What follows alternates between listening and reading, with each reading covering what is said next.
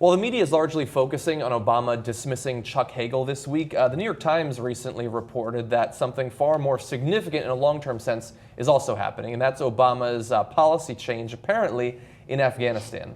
The decision that was made extends previous plans by authorizing U.S. troops to carry out combat operations against the Taliban to protect Americans and support Afghanistan's security forces as part of the new ISAF Resolute Support mission next year. Now, the previous plans had involved troop drawdowns and not an extension or expansion of their activities in Afghanistan. And that's really where the discrepancy stands. And we're still trying to figure out exactly what is going on.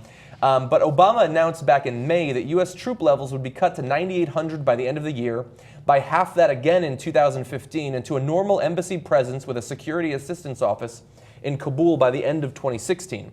Under that plan, only a small contingent of 1,800 U.S. troops was limited to counterterrorism operations against remnants of Qaeda. But now we're hearing that apparently they're going to be conducting more significant operations in Afghanistan using drones and even bombers and heavy support aircraft like that. Well, they're basically going to let U.S. forces go after the Taliban. As opposed to just Al-Qaeda. As opposed to just Al-Qaeda. Yeah. And that basically means you can fight whoever you want now. Yeah, that means we're fighting the same war that we have been possibly for 10 plus years. And the war that the Soviets fought from 1980 to 1989. Yeah, but I think next year. I don't know, it's been 34 years. I think we're close. I think we're close to Exactly. turning it around. All right, what's more successful, this war in Afghanistan or the war on drugs? The war on poverty? Well, interesting, there's a huge overlap there, actually. Well, you know, what's the opium production. The fact is, the war in Afghanistan is not a total failure. From a policy point of view, it probably needs to end. I don't know what the exact goals are, but as this article points out, there are 34 different provincial capitals in Afghanistan. All of them are held by the Afghan government right now. So the Taliban has been marginalized. It has not been eradicated. I think that, and what seems fair is that without U.S. support, which is what the Taliban and police officers and police captains and leaders in Afghanistan wanted so badly, without the support of the U.S. military, they can't win. Long term, they can't win.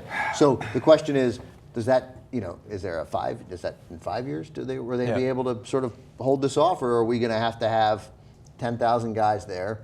For the rest of our, look at how long we've been in South Korea. It's not impossible. Yeah, I guess it's possible. And if it is possible, is it worth it? I don't know. I do not know the answer to that question. My hunch is that we should probably just go, and then what's going to happen is the Taliban's going to be in charge, or there will be chaos between the Taliban and the current government, and ISIS could use that as an opportunity to expand their sphere of influence in that direction. It's not. Is Afghanistan part of the? Who wants? I'm not saying it's likely, but I'm saying I think that any chaos in the region, I think that there's some fear that could fall under that. And speaking as an American and an American taxpayer, to be exact. The sad thing is that I just can't trust our government. When they say they're going to now deploy American jets, bombers, and drones, I have no idea if that really means that they are serious about countering this threat, or if that just means that's just a way of paying off more defense contractors. Yeah. This article also mentions that we are spending $4 billion a year in Afghanistan. This year, $4 billion a year. Where is that money going? I imagine at least a big chunk of it will be going to these makers of jets, bombers, and drones. Yeah. And I think we got enough. We're good. I don't think we're making any more. We're good. No we got more enough drones or bombers. And really, what is the end game here? I mean, is the end game to have a permanent state of suppression of the forces that want to kill us, and we're just there as a permanent occupying force? Is that the end goal? If it is, just tell us. Yeah. Say it's going to cost us $4 billion a year, but it's the price we're going to have to pay to keep that threat from coming over here. Just tell us. Or is some kind of victory, some sort of endpoint attainable? I don't know what that it look is. like. I mean, like there are some countries that have descended to chaos that originally had a fairly stable either national identity or a government that ruled for decades. Afghanistan really isn't that, aside from the Taliban. I mean, what sort of real stability can you imagine in that country if not propped up by the United States?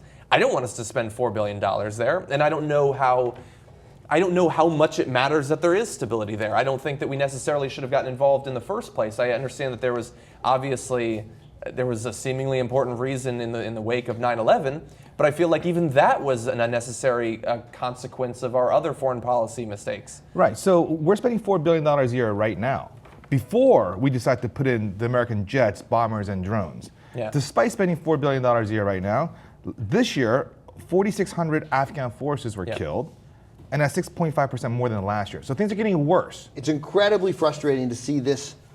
Like, I want us to win and I want us to do well, but I don't know exactly, as Steve said it best, I don't know what is winning here, this situation, just about Afghanistan. Yeah.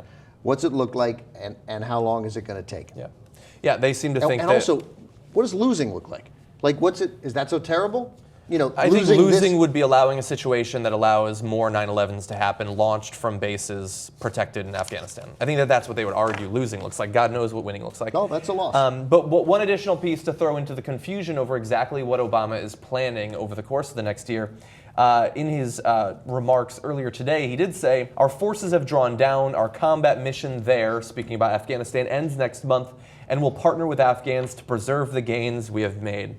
Unfortunately, though, that statement could be used to support either the idea that we're going to be drawing down over the next 2 years and then that's it, or that we're going to be massively expanding the current mission in Afghanistan.